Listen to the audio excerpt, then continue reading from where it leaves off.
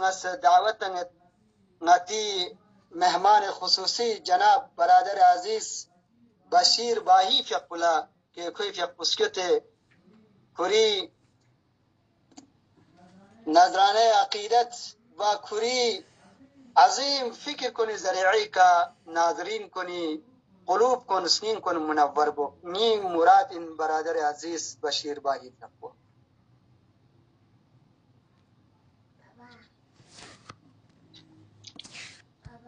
اعوذ باللہ من الشیطان الرجیم بسم اللہ الرحمن الرحیم. سب سے پہلے تمام لوگوں کو عید مبارک. اس مبارک دن پر میری آواز آ رہی ہے شیخ صاحب؟ جی جی آپ کی آواز آ رہی ہے. خدا آپ کو سلامت رکھے. دیکھیں، جس چیز نے ہر معاشرے میں ہر تہذیب اور ہر تمدن کو نقصان پہنچایا ہے وہ لاشعوری اور جہالت ہے. بدقسمتی یہی انسانی مشترکہ بیماری مسلمانوں کو بھی لگی اور بالخصوص نظام امامت کے پیروکاروں کی اس بیماری نے اپنے لپیٹ میں لے لیا. دین ہی واحد دین ہے جس دین کا یہ دعویٰ ہے کہ میں اپنے اندر ایک ایسا نظام عادلانہ اور نظم و نسق کا پر مشتمل ایک ایسا مرکب مفید سسٹم رکھتی ہوں کہ اگر اس کے ماتحت لوگوں نے اپنے آپ کو ڈھال دیا کامیابی سے ہمکنار ہوں گے. بے شک بے شک. قرآن مجید ایک آیہ مبارکہ میں ارشاد فرماتی ہے کہ وَمَن يُشَاقِقِ الرَّسُولَ، جو لوگ اللہ کے رسول کی مخالفت کرتے ہیں، مِن بَعْدِ مَا تَبَيَّنَ لَهُ الْهُدَىٰ، ہدایت ان کے سامنے توضیح ہونے کے بعد، وضاحت ہو جانے کے بعد اگر وہ پھر بھی اللہ کے رسول کی مخالفت کرتے ہیں. ایک دوسرا نقطہ وَيَتَّبِعْ غَيْرَ سَبِيلِ الْمُؤْمِنِينَ، اور مومنوں کے راستے کے علاوہ کوئی دوسرا راستہ اگر یہ اختیار کرتے ہیں. ہلو جی جی جی. تو اس صورتحال میں خدا فرماتا ہے کہ نولی، ہم اس انسان کے لیے کوئی ایسا ولی مقرر کریں گے ما تولا، جس ولی کو اختیار کرنے کی آرزو اس نے کی ہے. تو شاید تاکہ اس کی تاکید کے لیے یہ ایک کامن سورہ مبارکہ بقرہ میں ایک آیت ہے، آیت الکرسی میں عموماً ہم ساتھ میں پڑھتے رہتے ہیں کہ اللہ ولی الذین آمنوا، بیچ میں یخرجوہم کو چھوڑ کے میں دوسرا رس کروں گا والذین کفروا اولیاءہم الطاغوت. تو ان دونوں آیات سے یہ بات دقیق طور ہمیں واضح ہو جاتی ہے کہ جب ہم اپنی پہلے تو انسان زندگی کسی بھی مرحلے میں کسی نظام کا محتاج ہے. بنا کسی قانون اور نظام کے انسان کی زندگی محال ہے. اگر دیکھیں انسان کا جو مادی پہلو ہے وہ ایسا سرکش طاقت کا حامل ہے کہ اگر اس کو آزاد چھوڑ دیا جائے تو پوری دنیا میں باہمی تنازعات اتنے بڑھ جائیں گے، قتل و غارت گری اور وحشی پنی کا مظاہرہ کر کے ساری انسانیت کے لیے انسان خود کا قاتل بن جائے گا. تو لہٰذا یہ عقل انسانی اور باشعور آدمی فیصلہ کرتا ہے کہ ایک نظام کی ضرورت ہے جو ہم سب کو اس فطری آزادی کے تمام نقاط کے ہوتے ہوئے بھی معین کرے. کچھ حدود ہو جو حدود ہمیں اپنی آزادی کے ہوتے ہوئے درجے کمال تک پہنچانے کی صلاحیت رکھتے ہو.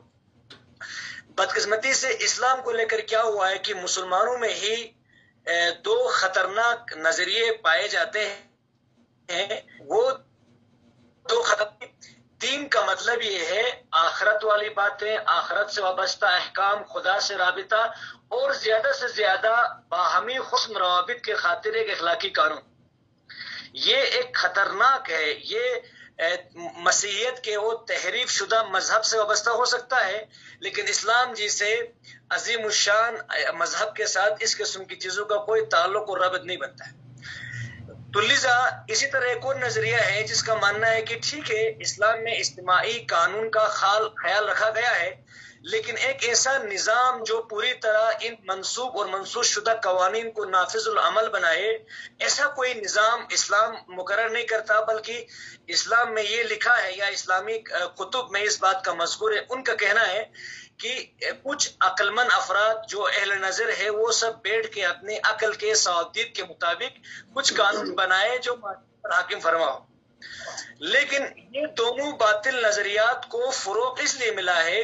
چونکہ ہمارے جو دین شناس افراد تھے انہوں نے بھی اس زمانے میں اتنی کوشش نہیں کی کہ دین کو نفاذ کرنے کے لیے، جبکہ ہمارے پاس جیسے کہ جب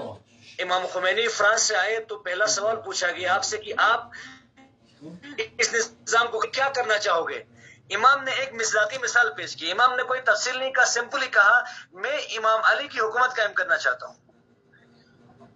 تو لذا اسلام جیسے کہ اس کو دو باتیں ان کی مخالفت میں اسلام کے اندر نہ صرف یہ کہ نظام اور قانون موجود ہے، بلکہ نظام اور قانون کو اجرا کرنے کے لیے باضابطہ حکومتی سٹرکچر تک اسلام نے پیش کیا ہے۔ صدر اسلام میں رسول خدا صلی اللہ علیہ وآلہ وسلم نے نظام مقدس اسلامی کو پھیلانے کے لیے مدینے میں آ کے کون سی حکومت قائم کی تھی؟ اسلامی حکومت ہی تو قائم کی تھی۔ تو یہاں غدیر دراصل اس مردہ فکر کو جس کے مطابق اسلام کو صرف آخرت سے جوڑنے والا مذہب جس کو اجتماعی عدالتی اور سیاسی قوانین سے کوئی ربط نہیں ہے، اس باطل نظریے کو سرے سے ختم کر کے دین مبین اسلام کی نابی شکل دنیا تک پہنچانے کا نام غدیر ہے۔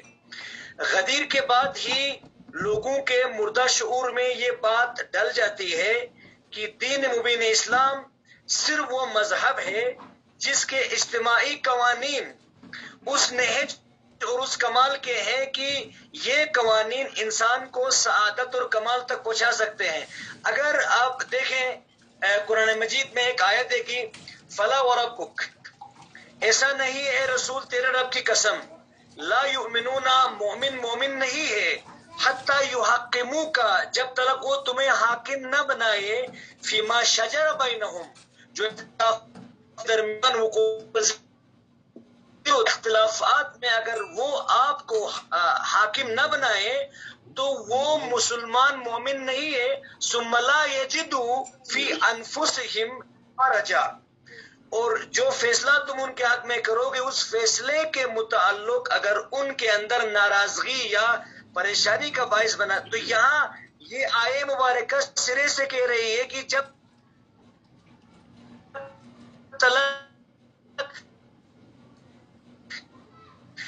رسول صلی اللہ علیہ وسلم اور حاکم عدالت امور میں ان امور میں حاکم نہ بنائے تو گویا وہ مومن نہیں رہے گا، ایک آیت۔ دوسری آیت کہتی ہے کہ وَإِن تَنَازَعْتُمْ، یہ والی آیت یا الَّذِينَ آمَنُوا أَطِيعُوا اللَّهَ وَأَطِيعُوا الرَّسُولَ والی آیت میں وَأُولِي الْأَمْرِ مِنكُمْ، پھر اس میں ایک نقطہ ہے جو نقطہ میں پیش کرنا چاہتا ہوں میرے عزیز برادران، وہ ہے کہ وَإِن تَنَازَعْتُمْ فِي شَيْءٍ، اگر تمہارے درمیان کسی چیز کا نزاع ہوتا ہے فَرُدُّوهُ إِلَى اللَّهِ وَالرَّسُولِ، اور تمہیں چاہیے کہ اس مسئلے کو اللہ اور رسول کے حکم کی طرف پلٹائیں، ان کنتم تؤمنون باللہ والیوم الآخر۔ ان دونوں آیت سے ثبوت مل گیا کہ جب تک ہم رسول صلی اللہ علیہ وآلہ وسلم اور خدا کے حکم کو عبادتی معاملات کے قلمرو سے باہر نکل کے سماجی اور معاشرتی اجتماعی احکام میں بھی ہم اللہ اور اس کے رسول کے حکم کو نہ مانے، تب تک گویا ہم ایمان باللہ نہیں رکھتے اور ایمان یوم القیامہ ان سے ہے کہ جس دین کو میں اور آپ کے سامنے ہمارے سامنے پیش کیا جا چکا ہے بدقسمتی سے، وہ دین قرآن کے ساتھ مطلقاً تضاد میں کھڑا ہے۔ ہمیں اپنے دینی فکر کو، اپنی دینی معرفت کے پہلوؤں کو دوبارہ پرجھنے کی ضرورت ہے۔ آ رہا تھا ہمیں نئے سرے سے ایک اور بار جو چیز ہم نے سمجھا ہے اور اپنی دین کے متعلق جو بدگمانیاں ہمارے اذہان و قلوب میں رچ بس گئی ہیں، ان کے متعلق ہم ایک نئے سرے سے سوچنا شروع کر دیں۔ دیکھو لوگ اگر ہم خود آج اس بات کو نہ مانے تو پھر ہمارا دین اور جو دیگر ادیان ہے جن کا بھی دعویٰ ہے ہم بھی آپ کو خدا کے ساتھ جوڑتے ہیں، جیسے کہ یہودی اور نصارہ ہے، ان میں اور ہم میں کوئی فرق نہیں رہتا۔ ہمارا تو دعویٰ یہ ہے کہ یہ ایک مکمل نظام ہے، جس نظام میں حکومت الہی، جس نظام کو ہم حکومت الہی کا نام دے سکتے ہیں۔ آج ہر باشعور انسان سمجھتا ہے جناب والا کہ اگر عدل و انصاف، دیکھیں عقل بھی، اگر دینی نصوص میں کچھ نہ بھی ملتا ہے، عقل کا بھی تقاضا ہے ایک ایسا نظام جس میں عدل و انصاف کا بول بالا ہو، جس میں حقوق کی بازیابی ہوتی ہو، جس میں مظلوموں کو اپنا حق ملتا ہو، جہاں پر عدل و انصاف اتنے عروج پر ہو کہ سب سے مستضعف ترین فرد بھی سوچتا ہو ہاں میرا حق کہیں جگہ پامال ہونے والا نہ ہو۔ ایسے نظام کی ضرورت انسان کی فطرت پکار کے کہتی ہے ایسا نظام چاہیے۔ بے شک بے شک۔ دین مبین اسلام میں آپ دیکھیں، میں ایک مثال پیش کروں اور نظام کے اندر موجود کچھ قوانین کو میں تھوڑا توجیہ مثال کے طور پر جہاں آج مغربی دو well Durant history of civilisation میں اسی آیت کو باضابطہ 2 چیپٹر میں تشریح بھی کرتے ہیں کہ الزانیۃ والزانی فجلدوا، مثلا ایک معاشرے کو اخلاقی طور ڈیمورل کرنے کا ایک کام ہے فعل بد۔ قرآن مجید کا حکم ہے کہ اگر آپ نے زانی مرد اور زانی عورت کو گواہوں کے سمیت اگر ثبوت ہو گیا ان کا جرم، فجلدوا، تو تم ان کے اوپر کم سے کم 100 کوڑے لگاؤ۔ دیکھیں اسی چھوٹے سے حکم پر تھوڑا غور و خوض کریں تو ہمیں معلوم ہو جاتا ہے اگر اس حقیقی قلمرو میں ہم خواب و خیال سے اڑ کے حقیقت میں اسی چھوٹے سے حکم کو نافذ کریں۔ آج مغربی ثقافت نے اپنے آپ کو آزادی کا نعرہ دے کر بد اخلاقی اور ڈسمورلٹی کے جس نہج پر اگر وہ اس نظم کو، اس نظام کے اس چھوٹے سے اصول کو اپنے معاشرے میں نافذ العمل کریں تو آپ دیکھ سکتے ہیں کتنی برائیوں کو روکا جا سکتا ہے، چونکہ یہ چیز جڑ ہے ہر برائی کی۔ اور اسی طرح سے دوسرے جو اصول و قوانین نظام مقدس اسلام میں موجود، ان تمام قوانین کے اپنے اندر ایک ایک قوانین کے تمام انسانیت کو نجات دینے کی آبدید موجود ہے، لیکن صرف شرط یہ ہے کہ ہم ایک ایسے معاشرے کو کوشش کریں۔ میں یہ نہیں کہتا ہوں کہ ہم خود پہلے اپنی حکومت کے خلاف بغاوت کریں، اس کے بعد نظام امامت۔ پہلے یہاں ایک مسکنسیپشن ہے لوگوں میں، ولایت کا معنی لوگ عموماً کرتے ہیں امام علی کے ساتھ دوستی کا اظہار کرنا۔ برادران عزیز، ولایت دوستی تو رہبر معظم کی ایک چھوٹی سی کتاب ہے جو آپ نے نظام مقدس کامیاب ہونے سے پہلے لکھا تھا، جو تب دروس دیے تھے، اس دروس میں ایک چھوٹی سی بات کہتے ہیں کہ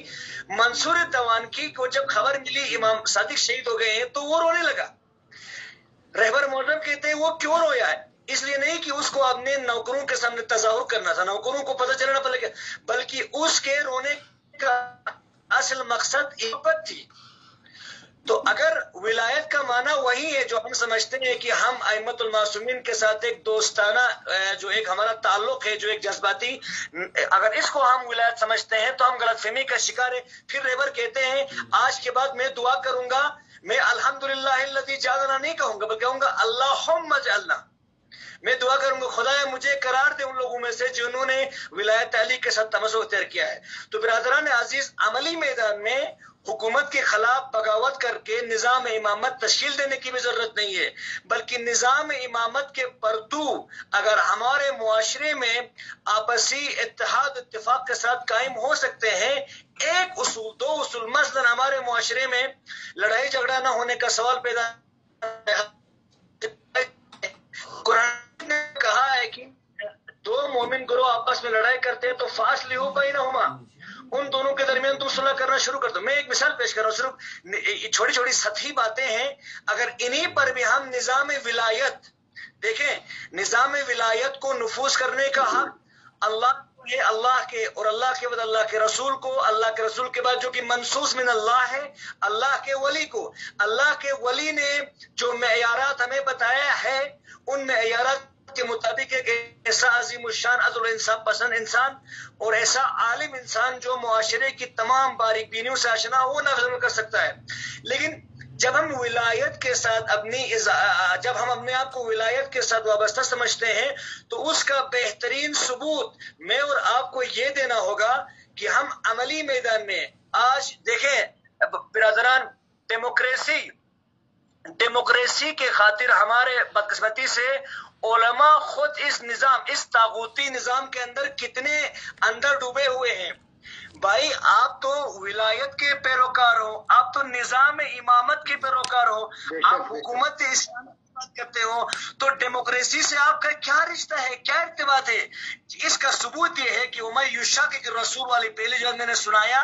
یہ جو آپ لسانی طور کہتے ہیں کہ ہم ولایت علی سے حب رکھتے ہیں، آگا ولایت علی سے حب ضرور رکھتے ہو، لیکن معاویہ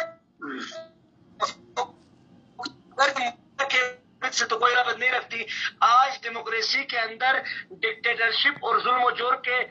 فلسطین والے معاملے میں دنیا نے سب نے دیکھ لیا کہ جو لوگ حقوق انسانی کے دعوے دار تھے وہ کتنے پیچھے رہ گئے.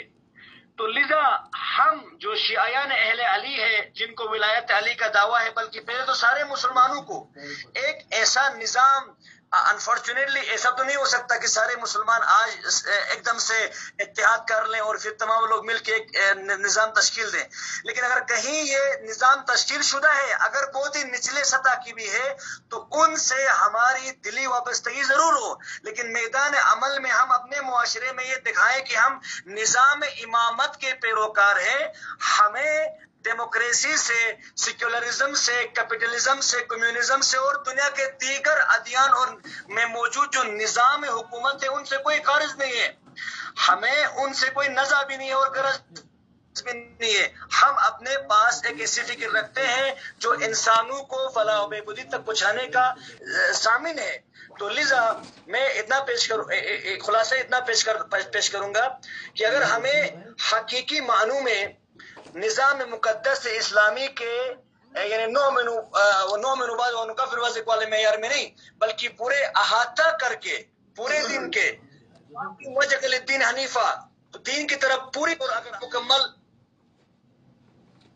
میں مسلسل کال آ رہے تھے، اگر ہم چاہتے ہیں کہ اپنے آپ کو دین کے ساتھ مطلقاً وابستہ کریں تو صرف ایک چیز کرنا ہوگا، جو ہم ولایت علی کے ساتھ اپنی وابستگی دکھاتے ہیں اس کو اپنی سطح اور حساب سے اور ہم کوشش کریں کہ اپنے معاشرے میں، اپنی سوسائٹی میں نظام ولایت کو، یہاں لوگ شاید کنفیوژن کے شکار ہوتے علماء بیان ضرور کرتے ہیں. دیکھیں ولایت آسان شبدوں میں حکومت ہی ہے، لیکن ولایت حکومت سے مراد اللہ کی حکومت. تو لذا اگر اللہ کی حکومت جو کہ امام علی علیہ السلام نے 36 ہجری میں دنیا کے سامنے بطور رول ماڈل پیش کیا بھی تھا، ایسی مان کے چلتے ہیں ہم نے ڈیموکریسی کو مان لیا اور ڈیموکریسی کے ماتحت ووٹنگ کر کے کسی اچھے انسان کو منتخب بھی کر لیا ہم نے، تو وہ جو منتخب شدہ انسان ہے اس کے لیے ہم وہ اصول و قوانین کے مطابق اس کو چنے کہ دیکھیں آپ نے اس نظام کا اگر جب ایسے بننے کے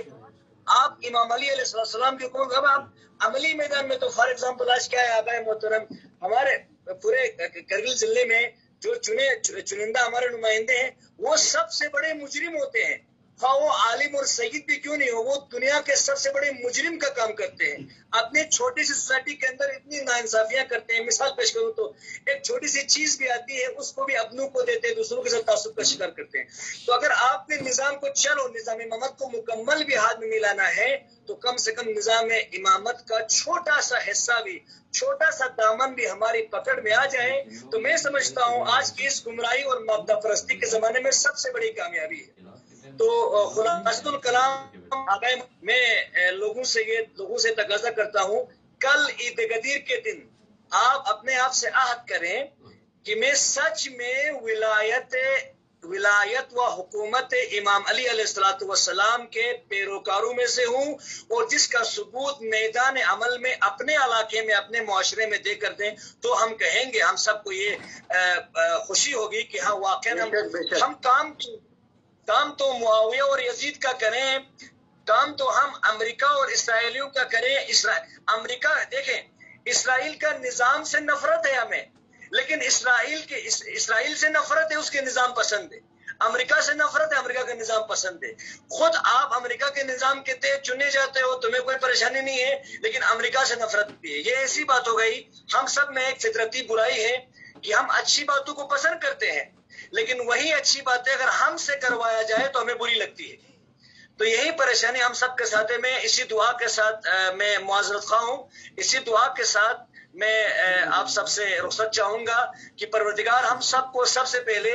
حکومت اسلامی، ایک نقطہ میں عرض کر کے چلوں، شاید وہ مناسب نہیں اگر چھوڑ دیں تو، دیکھیں آقا محترم، نظام ولایت فقیہ، نظام ولایت فقیہ جو ہے وہی نظام حکومت اسلامی ہے جس نظام حکومت اسلامی کو رسول خدا صلی اللہ علیہ وسلم پیش کیا تھا۔ البتہ اب ظاہر سی بات ہے، اللہ کی طرف سے ڈائریکٹ منصوص آدمی نبی حکومت کرے اور ایک فقیہ حکومت کرے، تھوڑا فرق ضرور ہوگا، لیکن یہ حکومت اسلامی اسی کا پرتو ہے، جس کا ثبوت یہ ہے آج ساری دنیا مطلب میں اسرائیل کے حمایت میں ہے، سوائے ایک ملک کے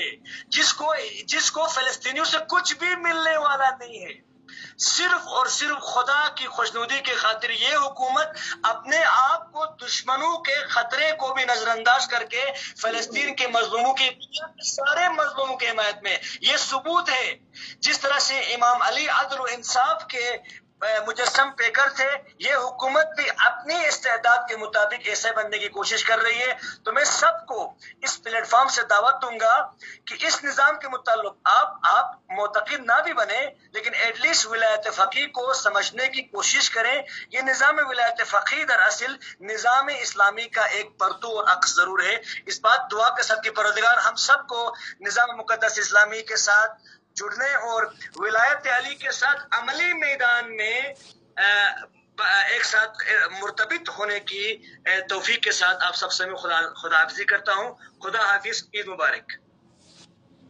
بہت بہت شکریہ جناب بشیر بھائی صاحب، ماشاء اللہ، بہت بہترین بیان سے